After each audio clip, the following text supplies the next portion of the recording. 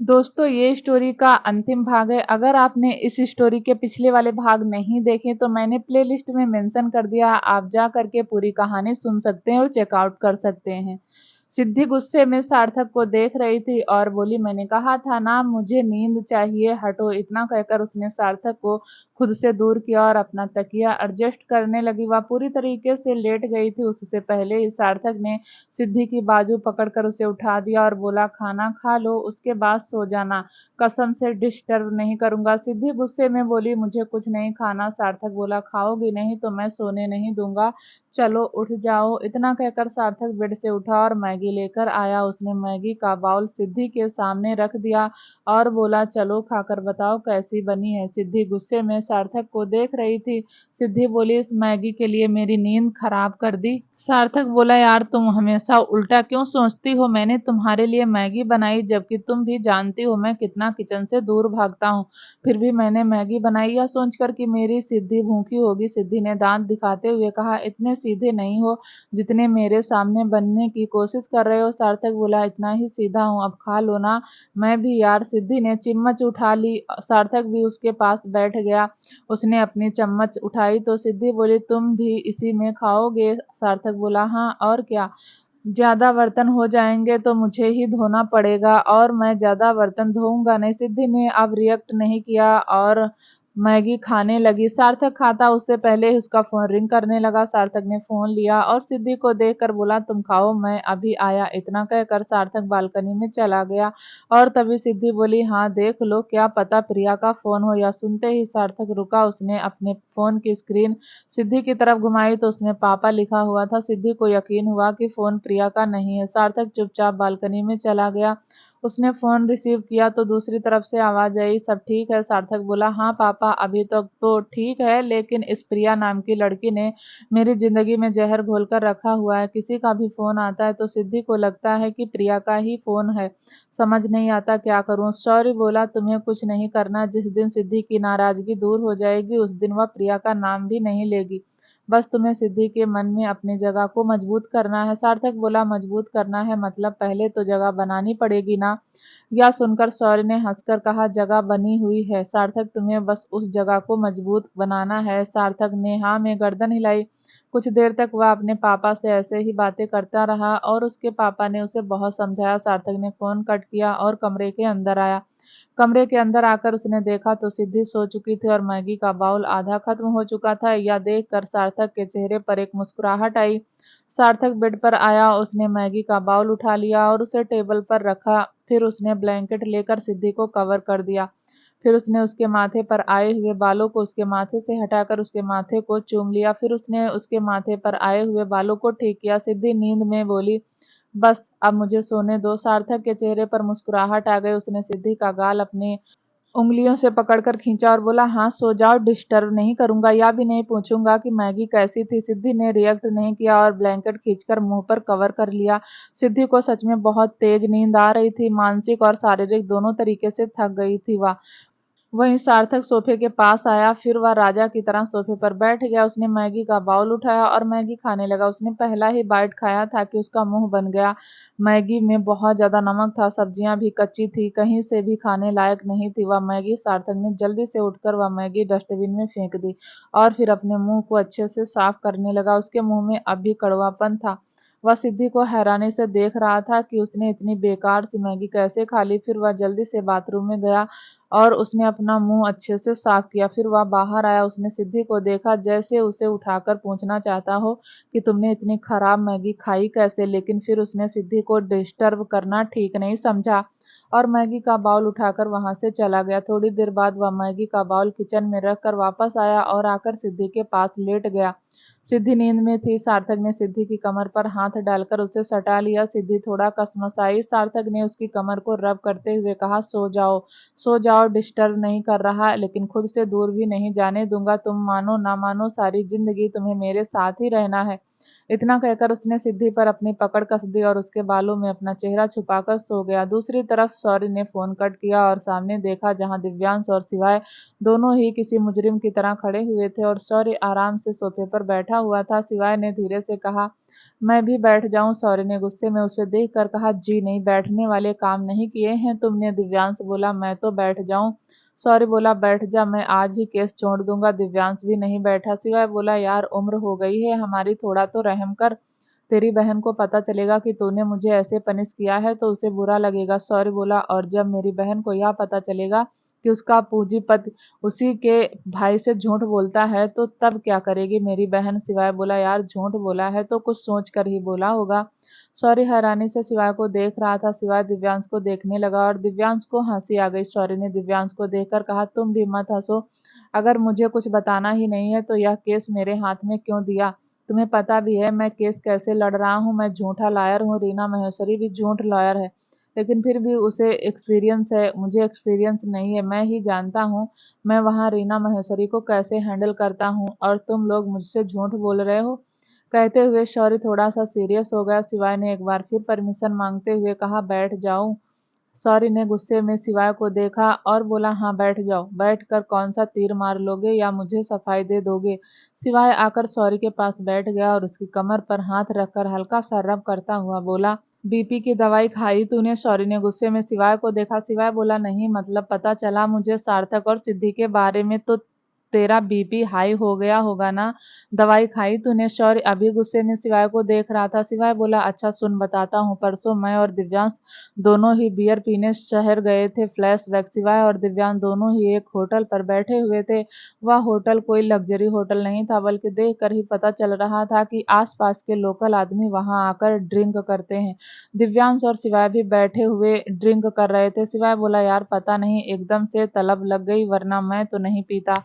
दिव्यांश बोला। वाह, अभी तो बहुत दिन हो गए ना, हमने छोटा सा पैग भी बन नहीं पिया, इसीलिए यह सब हो रहा है। दोनों ही टेबल पर बात कर रहे थे और ड्रिंक कर रहे थे। दिव्यांश ने कहा। अबे इतनी ड्रिंक भी मत कर ले कि लड़खड़ाते हुए अनाथ आश्रम जाएं, वरना अनिरुद्ध की नजरों में गिर जाएंगे। सिवाय बोला। हाँ हाँ, इतनी ड्रिंक नहीं करूंगा। इतना कहकर उसने एक और पैग उठाया और पी लिया, और अभी सिवाय के कानों में कुछ आवाज पड़ी। यह श्याम है, इसे मारना है। रेड्डी ने कहा है जो इसे मारेगा उसे 10 लाख का इनाम मिलेगा, और इसे आज ही मारना है क्योंकि परसों केस की सुनवाई है, उससे पहले इसे निपटा देना है। समझ गए ना? दोनों यह सुनकर शिवाय ने हल्का सा पीछे पलट कर देखा तो एक टेबल पर 4-5 आदमी बैठे हुए बातें कर रहे थे। शिवाय बार बार अपनी आंखें खोलता और बंद करता। फिर उसने दिव्यांश को देखा जो पैग उठाने ही वाला था। शिवाय ने दिव्यांश के हाथ से पैग ले लिया और टेबल पर रख दिया। अगले ही पल उसकी बाजू पकड़कर उसे उठाते हुए 3rd क्लास होटल से बाहर ले आया। दिव्यांश बोला। यार खुद तो तूने 4 पैग पी लिए, मेरे दूसरे पैग पर ही मेरा हाथ पकड़ लिया। शिवाय बोला। मैंने 4 पैग पी लिए, इसलिए तुझे रोका है। इतना कहकर वह उसे लेकर गाड़ी में बैठ गया। दिव्यांश बोला। हुआ क्या है? शिवाय ने अपनी गाड़ी के सामने आए हुए 4-5 आदमियों को दिखाते हुए कहा। यह रेड्डी के आदमी हैं और यह श्याम को मारना चाहते हैं। दिव्यांश बोला। कौन श्याम? शिवाय ने गुस्से में दिव्यांश को देखकर कहा। भूल गया? वही श्याम जिसने कोर्ट में झूठी गवाही दी थी। अगर पहले ही दिव्यांश ने अपना मोबाइल फेंक कर उसके हाथ पर मारा और उस आदमी के हाथ से चाकू छूटकर जमीन पर गिर पड़ा। श्याम तो एकदम से डर कर वहां से भाग गया, लेकिन दिव्यांश व उन चारों पर टूट पड़ा। दिव्यांश ने 2 ही पैग पिए थे, लेकिन फिर भी उन सबको पटक पटक कर मार रहा था। और तभी दिव्यांश ने शिवाय को देखकर कहा। यार हाथ दुख गए, तू भी आजा। शिवाय यह सुनते ही गाड़ी से उतरा और आकर उन आदमियों को बजाना शुरू कर दिया। आसपास 2-4 शराबी खड़े हुए यह सब देख रहे थे, लेकिन किसी ने भी रोकने की कोशिश नहीं की। शायद वहां ऐसा झगड़ा रोज होता होगा, इसलिए सब एक नजर उन सबको देखते और चले जाते। वहीं दिव्यांश और शिवाय ने मिलकर उन चारों आदमियों को बहुत मारा, और आखिर में दिव्यांश ने एक आदमी का कॉलर पकड़कर हिलाते हुए कहा। किसने भेजा है? वह आदमी आधी खुली आंख से बोला। रेड्डी ने कहा श्याम को मार दो। या सुनते ही दिव्यांश ने उस आदमी का कॉलर छोड़ दिया और वह धड़ाम से जमीन पर गिर पड़ा। दिव्यांश शिवाय को देख रहा था और शिवाय बार बार अपनी पलकें झुका रहा था और जैसे वह होश में रहना चाहता हो। दिव्यांश ने दांत पीसते हुए कहा। साले, आज के बाद यह ऐसी लोकल जगह पर दारू पीने के लिए ले आया ना तो मुंह तोड़ दूंगा। अब बैठ गाड़ी में, श्याम को ढूंढते हैं। Flashback and. शौर्य शिवाय को देख रहा था। शिवाय बोला। उसके बाद दिव्यांश ने मुझे भी संभाला और श्याम को भी ढूंढा। शौर्य ने दिव्यांश को देखा और दिव्यांश ने हाँ में गर्दन हिलाते हुए कहा, हाँ और क्या। यह तो 4 पैग पीकर लगभग बेहोशी की हालत में था। मुझे समझ नहीं आता तूने भी कैसे शराबी इंसान के साथ अपनी बहन की शादी कर दी। शौर्य हैरानी से दिव्यांश को देख रहा था। दिव्यांश आकर शौर्य के दूसरी तरफ बैठ गया और बोला, तुझे ना शादी करने से पहले पूरी जांच पड़ताल करनी चाहिए थी, लेकिन तू ठहरा शरीफ आ गया अपने दोस्त की बातों में।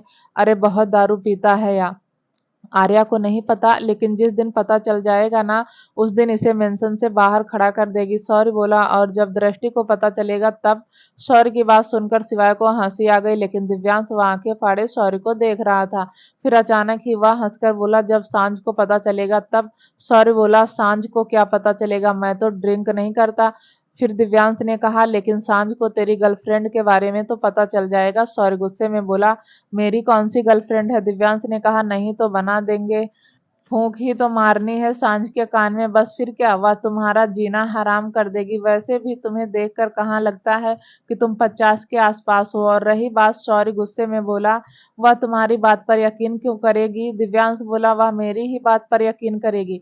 यकीन नहीं आता तो अभी प्रूव करके दिखा देता हूँ। इतना कहकर उसने अपना फोन निकाला। तभी शौर्य ने उसके हाथ से फोन लेकर कहा, बस अब बहुत हुआ, यह टॉपिक यहीं खत्म करते हैं। वैसे भी कल हियरिंग है, मुझे एक्स्ट्रा काम करना है। तुम दोनों का क्या, तुम तो मारपीट करके आते हो। इतना कहकर शौर्य खड़ा हुआ और कमरे से बाहर जाने लगा, लेकिन अगले ही पल कुछ सोच कर वह रुका और वापस से अपने दोनों जीजों को देखने लगा, और वह दोनों जीजे शौर्य को देखकर हंसने लगे। शौर्य भी इस बार हंसकर बोला, सालो मेरा कमरा है। या दोनों भाई एक साथ बोले, साला तो तू हमारा है। दूसरी तरफ अनिरुद्ध अपने कमरे की बालकनी में खड़ा हुआ था और तितली अपने बेडरूम में थी, लेकिन तितली को नींद नहीं आती थी। वह तो जल्द से जल्द हमेशा के लिए अपने अनिरुद्ध के पास जाना चाहती थी। उसने टाइम देखा तो रात के 12:30 बज रहे थे। शिवांगी अपने बेड से उतरी और धीरे धीरे दबे पांव कमरे से निकली। उसने आसपास कॉरिडोर में देखा तो बस लाइट जली हुई थी, बाकी पूरा अनाथ आश्रम सोया हुआ था। इतनी धीरे धीरे अनिरुद्ध के कमरे की ओर बढ़ गई, लेकिन तभी उसकी आंखें हैरानी से फैल गई। सामने से शिवाय आ रहा था। शिवाय को देखकर तितली जल्दी से भागने को हुई तो शिवाय बोला, मैंने कुछ नहीं देखा। यह सुनकर तितली रुक गई। उसके चेहरे पर एक मीठी सी मुस्कुराहट आई। शिवाय उसके बराबर से होता हुआ अपने कमरे में चला गया। उसके जाते ही शिवांगी ने अनिरुद्ध का दरवाजा खुला। दरवाजा खुलने की आवाज हुई तो अनिरुद्ध ने पलट कर दरवाजे की तरफ देखा और बिना शिवांगी को देखे बोला, तुम्हें नींद नहीं आती क्या। शिवांगी अब तक अंदर आ गई और बोली, बिना देखे कैसे पता चला कि मैं हूँ। अनिरुद्ध बोला, तुम्हारे अलावा और कोई ऊट पटांग हरकत करता ही नहीं है, सब मुझे समझदार लगते हैं। शिवांगी मुंह बनाकर बोली, और मैं बेवकूफ। अनिरुद्ध ने हाँ में गर्दन हिला दी और शिवांगी हंसने लगी। शिवांगी को ऐसे हंसता हुआ देखकर अनिरुद्ध के चेहरे पर भी हल्की सी मुस्कुराहट आई। शिवांगी आकर अनिरुद्ध के साथ बालकनी में खड़ी हो गई। अनिरुद्ध बोला, अब सच बताओ नींद क्यों नहीं आई। यह सुनते ही शिवांगी ने अनिरुद्ध को कसकर गले लगा लिया। अनिरुद्ध को थोड़ा सा शिवांगी के साथ असहज महसूस होता था। एक तो उसे कुछ याद नहीं था, दूसरा शिवांगी जब देखो उसे गले लगा लेती थी, लेकिन कहीं ना कहीं उसे अच्छा भी महसूस होता था। अनिरुद्ध कुछ देर तक तो ऐसे ही खड़ा रहा, फिर उसने शिवांगी की कमर पर अपना एक हाथ रखा और उसे हल्का सा रब करके कहा, शिवांगी। लेकिन शिवांगी ने रिएक्ट नहीं किया। अनिरुद्ध ने फिर कहा, शिवांगी। शिवांगी ने इस बार भी रिएक्ट नहीं किया। वह तो आंखें बंद किए बस अनिरुद्ध के सीने से लगी हुई थी। वही जानती थी कि इस वक्त उसे अनिरुद्ध के पास होने से कैसा महसूस हो रहा था। अनिरुद्ध ने फिर कहा, तितली। शिवांगी बोली, हाँ। अनिरुद्ध बोला, थोड़ा दूर हटो ना। शिवांगी को यह बात बुरी तो लगी, लेकिन वह कहीं ना कहीं अनिरुद्ध के दिल की हालत समझती थी। वह थोड़ा सा दूर हो गई और बोली, इतनी टेंशन में क्यों हो, कोई प्रॉब्लम है। अनिरुद्ध बोला, शिवांगी मैं बातों को नहीं घुमाऊंगा, लेकिन तुम ऐसे आकर गले लग जाती हो, मुझे थोड़ा असहज लगता है। शिवांगी ने हंसकर कहा, अच्छा ठीक है, आगे से ऐसा नहीं करूंगी। लेकिन तुम बताओ ना, तुम क्यों नहीं सोए, तुम तो 11 बजे तक सो जाते हो। अनिरुद्ध बोला, कुछ नहीं, सिर दर्द है, समझ नहीं आता इस केस का क्या होगा। शिवांगी बोली, सिर में दर्द है, चलो मैं दबाती हूँ। इतना कहकर वह अनिरुद्ध की बाजू पकड़कर उसे कमरे के अंदर खींच लाई और फिर उसने अनिरुद्ध को आराम से बेड पर बैठाया और फिर उसे जबरदस्ती बेड पर लिटा दिया। अनिरुद्ध बोला, शिवांगी क्या कर रही हो। शिवांगी बोली, कहा ना मैं अब तुम्हारा सिर दबा दूंगी। इतना कहकर उसने अनिरुद्ध को ठीक से लिटाया। उसके सिर के नीचे तकिया एडजस्ट किया और फिर अपने छोटे छोटे हाथों से उसके सिर को दबाने लगी। अनिरुद्ध कुछ देर तक शिवांगी को ही देखता रहा। शिवांगी ने अनिरुद्ध की आंखों पर हाथ रखा और बोली, सो जाओ, और अनिरुद्ध ने अपनी आंखें बंद कर ली। शिवांगी अनिरुद्ध के सिर को दबाती रही। अनिरुद्ध आंखें बंद किए हुए लेटा रहा। थोड़ी देर बाद शिवांगी ने महसूस किया कि अनिरुद्ध सो गया है। शिवांगी धीरे से बेड से उतरी। उसने बहुत आराम से अनिरुद्ध के हाथ की घड़ी खोली और फिर उसे ब्लैंकेट से ठीक से कवर कर दिया और फिर चुपचाप बिना किसी आवाज के लाइट ऑफ करके कमरे से चली गई। उसके जाते ही अनिरुद्ध ने हल्की सी आंखें खोली और खुद से ही बोला, कुछ भी कहो, लड़की के हाथों में जादू है। इतना कहकर उसने अपनी आंखें बंद कर ली। अगले दिन कोर्ट रूम में सीनियर रघुवंशी कोर्ट रूम की सीढ़ियां चढ़ रहे थे। उनके साथ अनिरुद्ध भी था और तभी शौर्य की नजर रीना महेश्वरी पर गई, जो किसी से बात कर रही थी। शौर्य उसे ही देख रहा था। कुछ देर उसे ऐसे ही देखने के बाद वह कोर्ट रूम के अंदर जाने लगा। पीछे से शिवाय बोला, तू रीना महेश्वरी को ऐसे क्या देख रहा था? कहीं उसका प्रपोजल एक्सेप्ट करने की तो नहीं सोच रहा है? शौर्य ने गर्दन घुमाकर शिवाय को देखा और बोला, ऑफर उसने तुझे किया था, मुझे नहीं। इतना कहकर शौर्य अपनी चेयर पर जाकर बैठ गया। थोड़ी देर बाद एक एक करके सब कोर्ट रूम में आने लगे और अपनी अपनी जगह आकर बैठ गए। थोड़ी ही देर बाद जज साहब आए। सब जज साहब की रिस्पेक्ट में खड़े हुए और थोड़ी ही देर बाद कार्यवाही शुरू हो गई। रीना महेश्वरी ने अपनी दलील देते हुए कहा, साहब, इस केस की तीसरी हियरिंग है। यह केस इतना लंबा नहीं है कि इसे हियरिंग पर हियरिंग मिल रही है। मैं आपसे दरख्वास्त करती हूँ कि अनिरुद्ध को जल्द से जल्द फांसी की सजा सुनाई जाए। यह सुनते ही शौर्य ने गुस्से में रीना महेश्वरी को देखा और इस वक्त शौर्य जिस तरीके से रीना महेश्वरी को देख रहा था, रीना महेश्वरी ने अपना सलाइवा गटक लिया और अपनी जगह से खड़ा होकर बोला, जज साहब, अभी अनिरुद्ध क्रिमिनल साबित नहीं हुआ और रीना महेश्वरी ने उसके लिए फांसी की सजा भी मांग ली। क्या इनके लिए किसी की जान की कीमत नहीं है क्या? इन्हें लगता है कि जान इतनी सस्ती है कि किसी को भी फांसी चढ़ाई जा सके? मेरी दलील अभी पूरी भी नहीं हुई और इन्होंने फांसी की मांग कर ली। इतना कहकर शौर्य ने गुस्से में रीना महेश्वरी को देखा और रीना महेश्वरी एक सेकंड के लिए डर गई। वहीं शिवाय भी रीना महेश्वरी को ही देख रहा था। वह मन ही मन खुद से बोला, शौर्य इतना गुस्सा नहीं करता, लेकिन आज लग रहा है उसे बहुत गुस्सा आ रहा है। वह हियरिंग आज ही खत्म कर देगा। वहीं शौर्य ने जज साहब को देखकर कहा, जज साहब, मैं भी लंबा केस को नहीं खींचूंगा, मुझे बस एक गवाह को पेश करना है। जज साहब बोले, कौन से गवाह को? शौर्य ने कहा, श्याम को। यह सुनते ही रीना महेश्वरी के चेहरे के रंग उड़ गए। उसने हल्की सी गर्दन घुमाकर रेड्डी को देखा और रेड्डी वह तो खुद हैरान था। उसने अपने साथ बैठे हुए अन्ना को देखा और अन्ना ने कंधे उचका दिए, जैसे कहना चाहता हो, मुझे इस बारे में कुछ नहीं पता और ना ही तुमने मुझे श्याम को मारने का काम सौंपा था। जज साहब ने 2 बार हथौड़ा टेबल पर मारा, क्योंकि श्याम जिंदा है। यह सुनकर पूरे कोर्ट रूम में खुसुर फुसुर होने लगी। जज साहब ने कहा, श्याम जिंदा है? यह क्या मजाक है?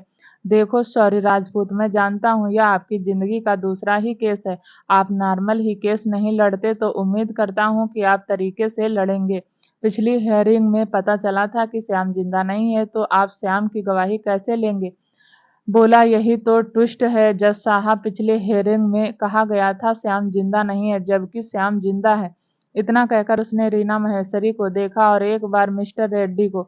शौर्य की शक्ल बता रही थी कि आज वह गुस्से में है और आज केस को खत्म कर देगा। शौर्य ने गुस्से में जज साहब की तरफ देखा और जैसे तैसे अपना गुस्सा कंट्रोल किया और बोला, श्याम को कटघरे में बुलाने की इजाजत चाहूंगा।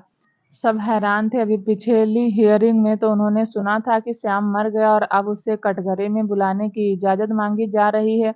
जब हैरानी से शौर्य को देख रहे थे तो शौर्य बोला, इजाजत दीजिए जज साहब, मैं श्याम को कटघरे में बुलाना चाहता हूँ। जज साहब ने 2 हथौड़ी टेबल पर मारे और बोला, श्याम को हाजिर किया जाए।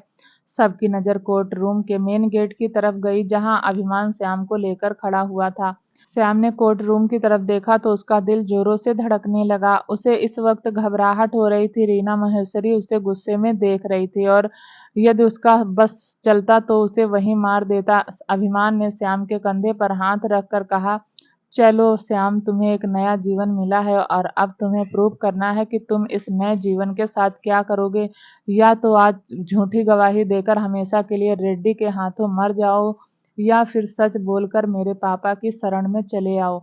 यकीन मानो, जो मेरे पापा की शरण में आता है ना, उसका बेड़ा पार कर देते हैं मेरे पापा। अभिमान ने यह बात बहुत कॉन्फिडेंस के साथ बोली थी। श्याम ने अपना सलाइवा गटका और धीरे धीरे कटघरे में आकर खड़ा हो गया। कटघरे में श्याम को देखकर पूरा कोर्ट रूम हैरान था। वहीं जज साहब ने इंस्पेक्टर को देखकर कहा, यह सब क्या है? इंस्पेक्टर सर झुकाकर खड़ा रहा। जज साहब ने हथौड़ा 2 बार टेबल पर मारा और बोला, जो पुलिस वाले इस केस में जुड़े हुए हैं उन सब पर मीटिंग बुलाई जाए, उन सब पर इंक्वायरी बुलाई जाए और अगर कोई भी पुलिस वाला इन सब में शामिल हो तो उस पर कड़ी से कड़ी कार्यवाही की जाए। यह सुनकर रीना महेश्वरी, रेड्डी और अन्ना तीनों ही गुस्से में उबल रहे थे, जबकि शौर्य और सीनियर रघुवंशी के चेहरे पर मुस्कुराहट आ गई। शौर्य श्याम के पास जाकर बोला, अब तुम्हें कुछ कहने की जरूरत नहीं है, जो तुमने देखा सब सच सच बता दो। श्याम ने डरी हुई नजरों से रेड्डी को देखा। रेड्डी तो अपनी लाल आंखों से श्याम को देख रहा था। शौर्य ने श्याम के हाथ पर हाथ रखकर कहा, डरने की जरूरत नहीं है, जो भी तुमने देखा वह सब जज साहब को बता दो। इतने में जज साहब ने भी श्याम से कहा, श्याम डरने की जरूरत नहीं है, पिछली हियरिंग में मैंने सुना था कि तुम्हारी मौत हो गई। अब जो भी सच है तुम खुलकर कह सकते हो, किसी से डरने की जरूरत नहीं है, पुलिस तुम्हें प्रोटेक्शन देगी। श्याम ने पुलिस की ओर देखा। वह अच्छे से जानता था कि पुलिस प्रोटेक्शन नहीं देगी, बल्कि वह तो रेड्डी के साथ मिली हुई है। शौर्य श्याम को देख रहा था और श्याम उसकी आंखों में डर अब भी नजर आ रहा था। और तभी जज साहब ने श्याम से कहा, श्याम डरने की जरूरत नहीं है, जो कुछ भी है तुम्हारे साथ हुआ उसे साफ साफ बता दो। श्याम ने जज साहब की तरफ देखकर अपना सलाइवा गटका और बोला, मेरे साथ कुछ नहीं हुआ। यह सुनकर सीनियर रघुवंशी हैरान हो गए। वहीं शौर्य ने श्याम को गुस्से में देखा तो श्याम बोला, इन्हीं वकील साहब ने मुझे झूठ बोलने के लिए कहा था, मेरे साथ कुछ नहीं हुआ। शौर्य गुस्से में श्याम को देख रहा था। जहां श्याम कुछ वक्त पहले कह रहा था कि वह तो सच ही बोलेगा, वहीं श्याम अपनी बात से पलट गया। शौर्य ने हल्का सा पलट कर सिवाय को देखा और सिवाय इधर उधर देखने लगा। शौर्य के लिए तो प्रॉब्लम बढ़ती जा रही थी। शौर्य ने फिर श्याम को देखकर कहा, श्याम झूठ मत बोलो, जो सच है वही कहो। सच क्यों नहीं बताते कि रेड्डी के आदमी तुम्हें मारना चाहते थे और तुम्हें सिवाय और दिव्यांश ने बचाया? साफ साफ क्यों नहीं कहते कि इन्होंने तुम्हें डरा धमकाकर झूठी गवाही देने के लिए उकसाया था? श्याम थोड़ा सा डरते हुए बोला, नहीं जज साहब, मैं सच कह रहा हूँ, मुझे इन्हीं ने झूठी गवाही देने के लिए कहा था, मुझ पर कोई हमला नहीं हुआ। मैं नहीं जानता कौन सिवाय और कौन दिव्यांश। सब हैरानी से श्याम को देख रहे थे और तभी एक हल्की सी हंसी शौर्य के कान में गूंजी। वह हंसी किसी और की नहीं, रीना।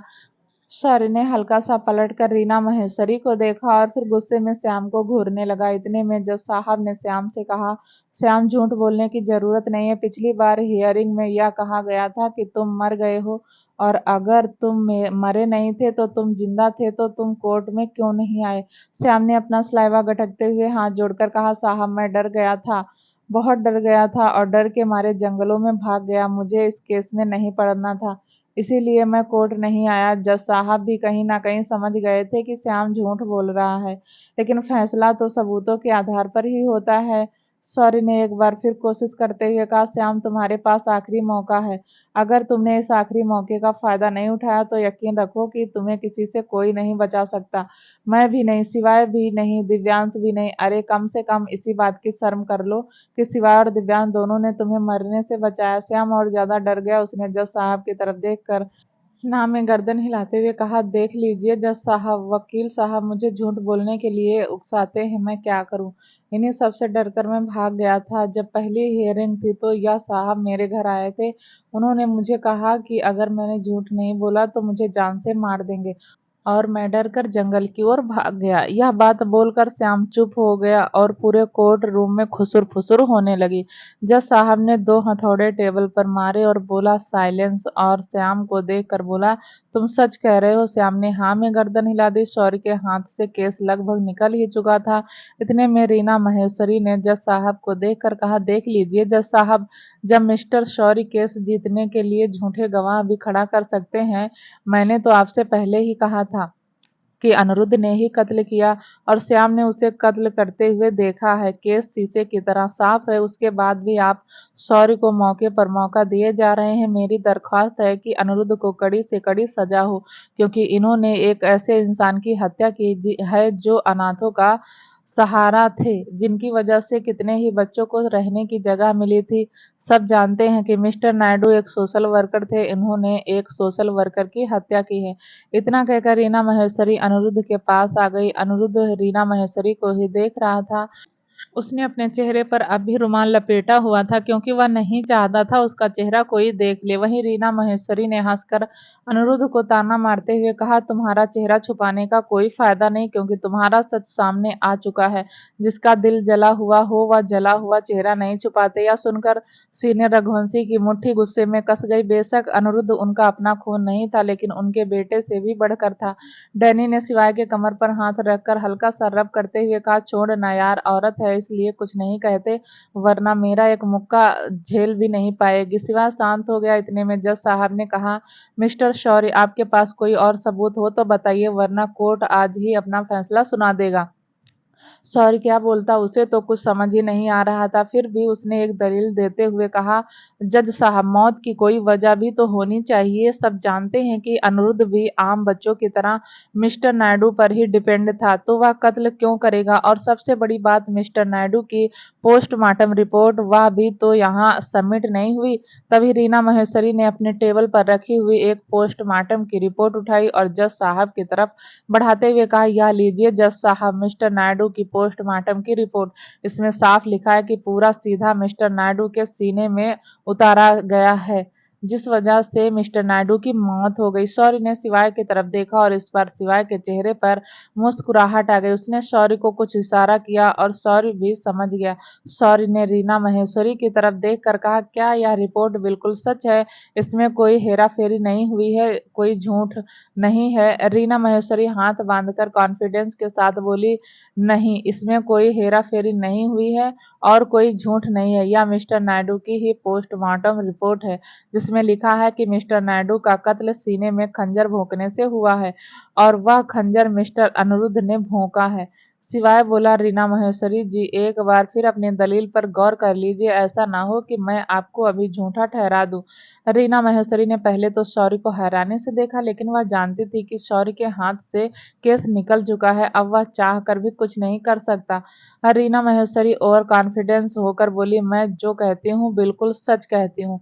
यह रिपोर्ट जो मैंने अभी अभी जज साहब को दी है वह गवर्नमेंट हॉस्पिटल की है, इसलिए इसमें किसी भी प्रकार का झूठ शामिल नहीं हो सकता। शौर्य बोला, अच्छा।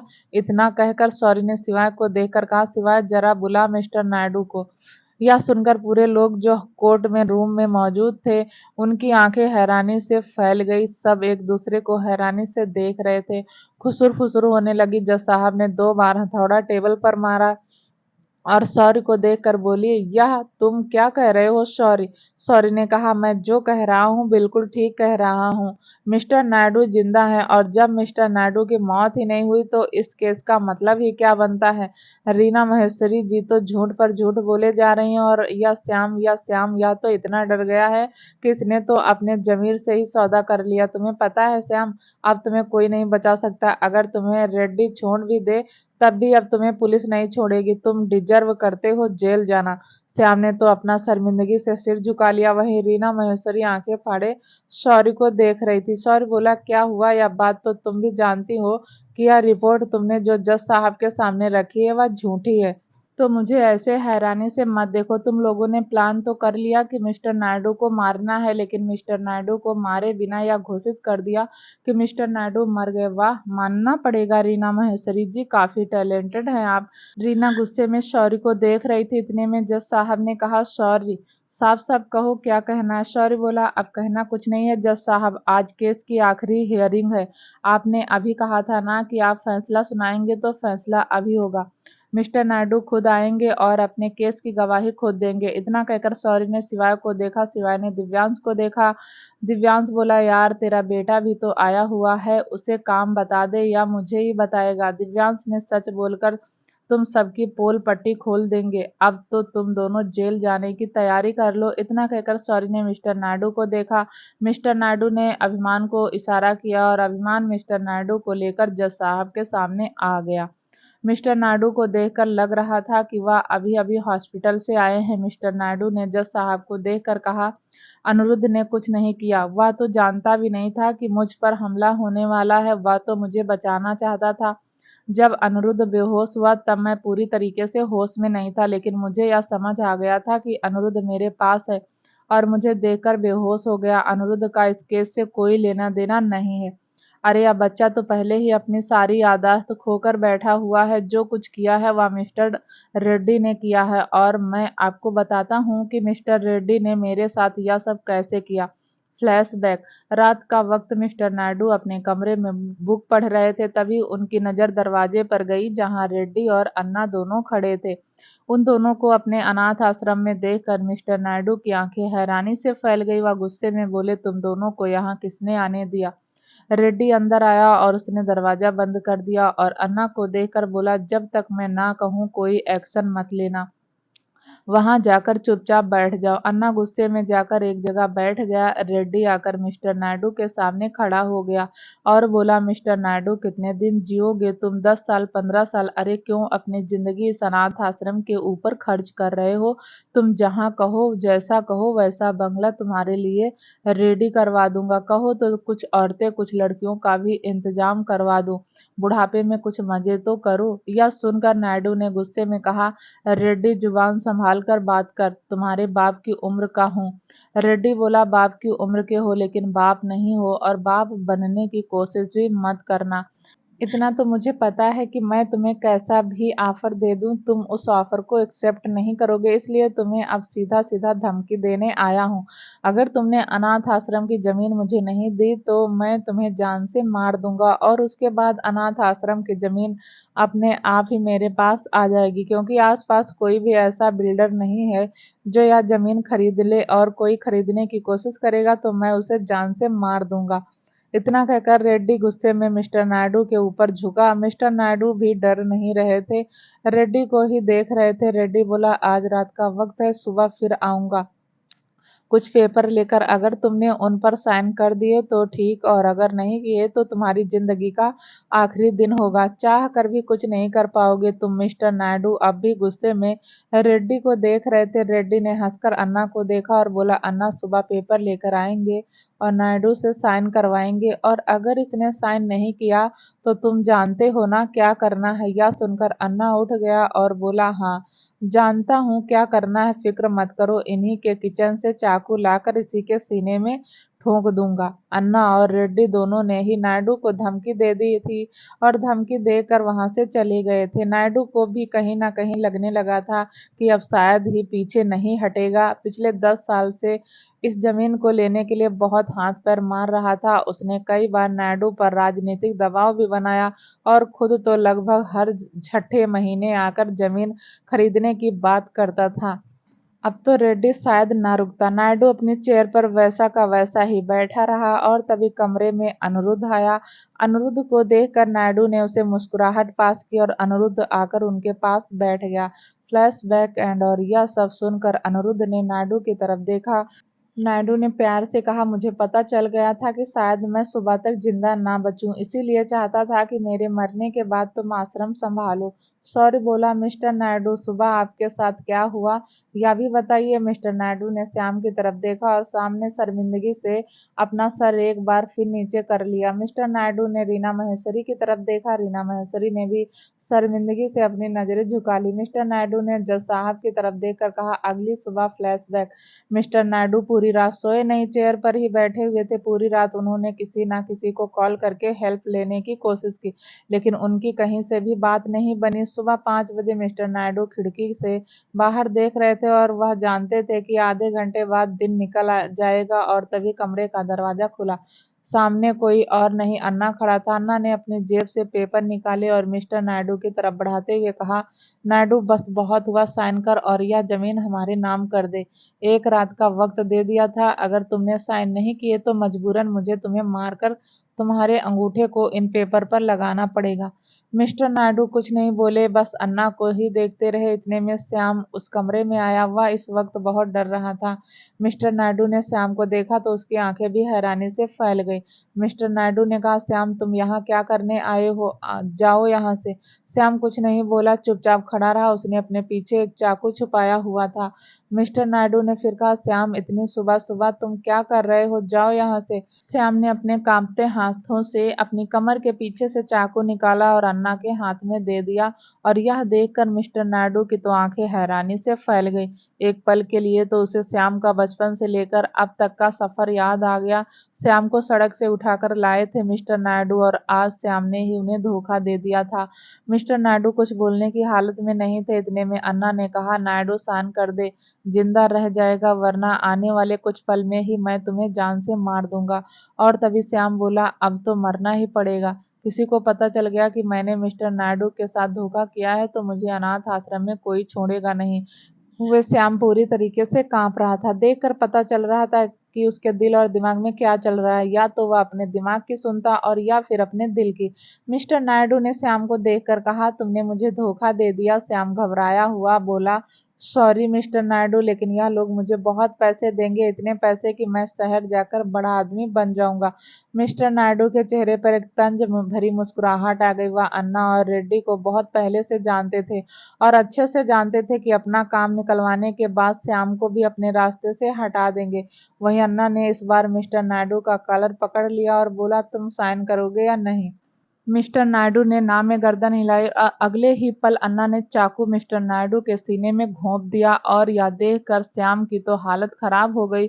वहीं मिस्टर नायडू ने अपने सीने पर हाथ रखा और उसके सीने से खून निकल रहा था। और तभी किसी की गार्डन में भागने की आवाज हुई कि वह कोई और नहीं अनिरुद्ध था, जो अपने टाइम से उठ गया था। अन्ना एक और चाकू मिस्टर नायडू के सीने में पर मारता उससे पहले ही श्याम ने घबराते हुए कहा, लगता है अनिरुद्ध भैया जग गए, तुम्हें यहाँ से जाना होगा। वहीं अन्ना ने जब मिस्टर नायडू को देखा तो वह आंखें बंद किए हुए लेटे हुए थे। अन्ना को लगा शायद मिस्टर नायडू मर गए। अन्ना ने चाकू अपनी जेब में रखा और श्याम को देखकर बोला, कोई पूछे कि यह खून किसने किया तो कह देना अनिरुद्ध ने। श्याम बोला, ठीक है, लेकिन मुझे मेरे पैसे तो मिल जाएंगे ना? अन्ना ने कहा, पूरा काम करेगा तो जरूर मिलेंगे, अब जाओ। श्याम वहां से चला गया और मिस्टर नायडू भी मिस्टर अन्ना भी छुपते छुपाते वहां से चला गया। वहीं रोज की तरह अनिरुद्ध ने अपनी एक्सरसाइज की और फिर कॉफी बनाने के लिए किचन में चला गया। उसे कल रात की बातें याद थी, इसीलिए वह 2 कप कॉफी लेकर मिस्टर नायडू के कमरे में गया। लेकिन मिस्टर नायडू वह तो ना बेहोश थे और ना ही होश में। अनिरुद्ध के हाथ से कॉफी का कप टूट गया। वह जल्दी से मिस्टर नायडू के पास आया और उसने मिस्टर नायडू की नब्ज पकड़ ली। अनिरुद्ध समझ गया कि मिस्टर नायडू जिंदा हैं, लेकिन खून देखकर उसकी तबीयत खराब हो गई, पूरे तरीके से ठीक नहीं हुआ था। अनिरुद्ध एकदम से बेहोश हो गया। वहीं दूसरी तरफ शिवांगी वह अनिरुद्ध को ढूंढते हुए उसके कमरे में गई। कमरे को खाली देखकर वह खुद से बोली, एक तो इसके बिना नींद नहीं आती और यह है कि कहीं दिखाई नहीं देता। तभी उसने मिस्टर नायडू का कमरा देखा जो थोड़ा सा खुला हुआ था। शिवांगी भागते हुए उस कमरे में गई, लेकिन जैसे ही उसने सामने का नजारा देखा उसकी आंखें हैरानी से फैल गई। उसका दिल भी जोरों से धड़कने लगा। उसे भी घबराहट हो रही थी, लेकिन अगले ही पल वह भागकर अपने कमरे में गई। वहां से उसने फोन लिया और सीधा शिवाय को कॉल करके कहा, पापा यहाँ सब गड़बड़ हो गई। शिवाय सब कुछ बताने के बाद शिवांगी घबराते हुए बोली, अब क्या होगा पापा, अब क्या होगा? शिवाय बोला, घबराओ मत, मैं और तुम्हारे दिव्यांश पापा आ रहे हैं, तब तक तुम अपने कमरे में रहना, निकलना मत, समझ गई? शिवांगी ने हाँ में गर्दन हिलाई। 15 मिनट में शिवाय और दिव्यांश दोनों ही अनाथ आश्रम पहुंच गए थे। इस वक्त भी कोई नहीं उठा था। श्याम भी घबराया हुआ अपने कमरे में बैठा हुआ था। उसे नहीं पता था अब क्या होगा, लेकिन फिलहाल तो उसकी आंखों के सामने पैसे की चमक थी। वह दोनों तेज कदमों से मिस्टर नायडू के कमरे में गए। शिवाय ने मिस्टर नायडू की नब्ज चेक की तो वह अभी भी जिंदा थी। दिव्यांश बोला, एम्बुलेंस बुलाता हूँ। शिवाय ने ना में गर्दन हिलाई और अगले ही पल मिस्टर नायडू को गोद में उठाकर कहा, एम्बुलेंस आने तक का टाइम नहीं है, अगर इन्हें कुछ हो गया तो हमारा बेटा साफ साफ फंस जाएगा। इतना कहकर शिवाय मिस्टर नायडू को गोद में लिए ही वहां से चला गया। पीछे पीछे दिव्यांश भी चला गया। दोनों ने मिलकर मिस्टर नायडू को हॉस्पिटल में एडमिट करा दिया। वहीं दूसरी तरफ अनिरुद्ध की जब आंख खुली तो उसके सामने पुलिस इंस्पेक्टर खड़ा था। फ्लैशबैक एंड मिस्टर नायडू ने पुलिस इंस्पेक्टर की तरफ देखकर कहा, जज साहब, हमारे देश के पुलिस वाले तो इतने काबिल पुलिस वाले हैं कि उन्होंने एक बार भी यह नहीं पूछा कि मिस्टर नायडू की डेड बॉडी है कहाँ। इंस्पेक्टर ने अपना सर झुका लिया। ने इंस्पेक्टर को देखकर कहा, एक बार कटघरे में आएंगे आप। इंस्पेक्टर चुपचाप कटघरे में जाकर खड़ा हो गया। शौरी बोला, तुम्हारी चोरी मक्कारी पकड़ी गई तो साफ साफ बता दो कि तुमने यह सब क्यों किया। इंस्पेक्टर ने कहा, मुझे यह सब करने के लिए मिस्टर रेड्डी ने बहुत सारे पैसे दिए थे और जब मैं अनिरुद्ध को अरेस्ट करने पहुंचा तो वहां लाश नहीं थी। मुझे लगा शायद मिस्टर रेड्डी ने लाश को ठिकाने लगा दिया।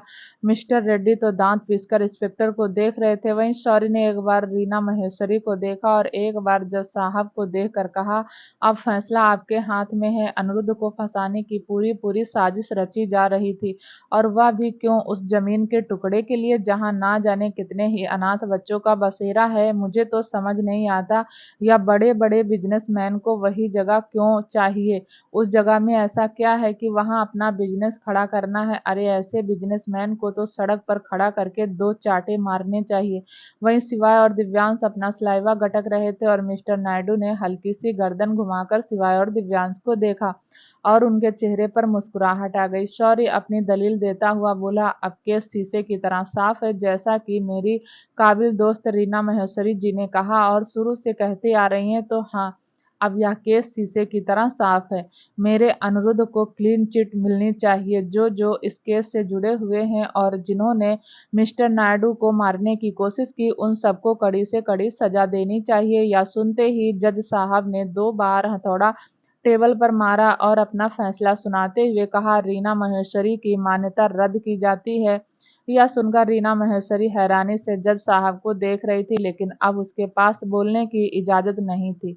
जज साहब आगे बोले, मिस्टर नायडू को मारने की कोशिश करने वालों पर कड़ी से कड़ी कार्रवाई हो और जब तक इनका कोर्ट में केस चलेगा तब तक इन्हें जमानत पर भी रिहा नहीं किया जाएगा। और इंस्पेक्टर साहब को हमेशा के लिए सस्पेंड कर दो। जो पैसे इन्हें मिस्टर रेड्डी ने दिए हैं या उन्हीं पैसों में अपना घर चला लेंगे। और श्याम को इन्हें 10 साल की सजा सुनाई जाती है क्योंकि इन्होंने कातिल के साथ मिलकर मिस्टर नायडू के साथ धोखा किया। कोर्ट ने अपना फैसला सुना दिया था। रेड्डी और अन्ना दोनों को जेल हो गई। रीना महेश्वरी की मान्यता हमेशा के लिए रद्द हो गई और श्याम को भी 10 साल की सजा हुई। फाइनली सीनियर रघुवंशी ने एक बार फिर अपनी एकता दिखाकर रेड्डी और अन्ना दोनों को हरा दिया। सब कोर्ट से जाने लगे। रीना महेश्वरी अपने कागज समेट रही थी। सॉरी बोला, रीना महेश्वरी जी, मैं चाहता तो आपकी जिंदगी की धज्जियां उड़ा देता। इतना कहकर उसने एक वह पेपर जो उसने मिस्टर गुप्ता से लिया था, उस पेपर को रीना महेश्वरी की तरफ बढ़ा दिया। रीना महेश्वरी ने वह पेपर ले लिया। उसे खोल कर देखा तो उसकी आंखें हैरानी से फैल गई। अब तक रीना महेश्वरी ने जितने भी गलत काम किए थे, जितने भी गलत केस लड़े थे, वह सारा चिट्ठा उन पेपर में था। उसने हैरानी से शौर्य को देखा तो शौर्य बोला, चाहूं तो अभी के अभी आपको भी कोर्ट से सजा दिलवा सकता हूं, लेकिन ऐसा करूंगा नहीं क्योंकि मैं जानता हूं आपने अपनी जिंदगी में पहले बहुत दुख देखे हैं और फिर दुख देखते हुए आपने उस जिंदगी को एक्सेप्ट कर लिया। चलो मान लेता हूं कि आपकी जिंदगी में बहुत दुख है, लेकिन इसका मतलब यह नहीं कि आप सही और गलत में फर्क करना छोड़ दें। मैं आपको सिर्फ इसलिए छोड़ रहा हूं क्योंकि आपने अपनी जिंदगी में बहुत स्ट्रगल किया है। कई कई दिन भूखी रही हैं आप। लेकिन अगर आज के बाद मुझे पता चला कि रीना महेश्वरी ने कोई गलत केस लड़ा है तो यकीन मानिए इसकी फोटोकॉपी आज भी मेरे पास है। किसी दिन मीडिया में दे दूंगा और आपके नाम के पर्चे छप जाएंगे, समझिए आप। इतना कहकर शौर्य पलट कर जाने लगा। रीना महेश्वरी शौर्य को ही देख रही थी। उसने एक नज़र सिवाय को देखा जो बहुत खुश था और दिव्यांश से बात कर रहा था। रीना महेश्वरी खुद से बोली, अगर तुम में से कोई एक आदमी भी मेरी जिंदगी में आ जाता तो मेरी जिंदगी ऐसी नहीं होती। शौर्य अब तक रीना महेश्वरी से थोड़ा दूर जा चुका था। रीना महेश्वरी बोली, मिस्टर राजपूत। शौर्य रुका और उसने पलट कर रीना महेश्वरी को देखा तो रीना महेश्वरी बोली, वादा करती हूँ आज के बाद कुछ गलत नहीं करूंगी। सुनकर शौर्य के चेहरे पर मुस्कुराहट आ गई और वह सीनियर रघुवंशी के साथ अनिरुद्ध को लेकर वहां से चला गया। सब अनाथ आश्रम में मौजूद थे। मिस्टर नायडू भी अब काफी हद तक ठीक हो गए थे। वह अपने केबिन में बैठे हुए अपना काम देख रहे थे और तभी शिवाय और दिव्यांश वहां आए। शिवाय और दिव्यांश को देखकर मिस्टर नायडू ने हंसकर कहा, तुम्हें अगर लगता है कि यह जमीन तुम्हें देने से लोगों का भला होगा तो मैं देने के लिए तैयार हूँ। दिव्यांश ने ना में गर्दन हिलाते हुए कहा, नहीं मिस्टर नायडू, अब हमें यह जमीन नहीं चाहिए। कुछ लोगों के लिए जमीन का टुकड़ा उनके दिल का टुकड़ा होता है और यह आपके दिल का टुकड़ा है। हम इसे नहीं लेंगे, पर आपसे एक छोटी सी रिक्वेस्ट है, हमारे अनिरुद्ध को हमारे साथ भेज दीजिए। मिस्टर नायडू के चेहरे पर थोड़ी सी सिकन आई। वह बोले, मैं दिल से चाहता था कि अनिरुद्ध यहाँ रहे और अनाथ आश्रम को संभाल ले, लेकिन नहीं मान रहे हैं तो ले जाइए। थोड़ी देर में सभी अनिरुद्ध को लेकर राजस्थान वापस आ गए। अनिरुद्ध को देखकर पूरी रघुवंशी फैमिली खुश हो गई। हीर ने कहा, सिवाय पंडित जी को बुलाओ, शिवांगी और अनिरुद्ध की शादी का मुहूर्त निकलवाना है। यह सुनकर शिवांगी थोड़ा सा शर्मा गई। उधर सार्थक और सिद्धि फार्म हाउस में डिनर कर रहे थे। सार्थक ने बड़े प्यार से सिद्धि के लिए डिनर बनाया था। आज सिद्धि का भी मन थोड़ा खुश था। डिनर करने के बाद दोनों बेड पर लेट गए। सार्थक ने सिद्धि को अपनी बाहों में भर लिया और उसके होठों को किस करने लगा। आज सिद्धि ने सार्थक को खुद से अलग नहीं किया और दोनों एक दूसरे का साथ दे रहे थे। थोड़ी देर बाद सार्थक ने सिद्धि को अपनी बाहों में भरकर प्यार करने लगा। देखते ही देखते दोनों एक दूसरे में समा गए। दोनों की दूरियां हमेशा के लिए खत्म हो गई। आज पूरी रघुवंशी फैमिली एक हो गई थी। तो दोस्तों, इसी के साथ कहानी खत्म होती है। तो मिलते हैं एक नई कहानी के साथ। तब तक के लिए नमस्कार, धन्यवाद।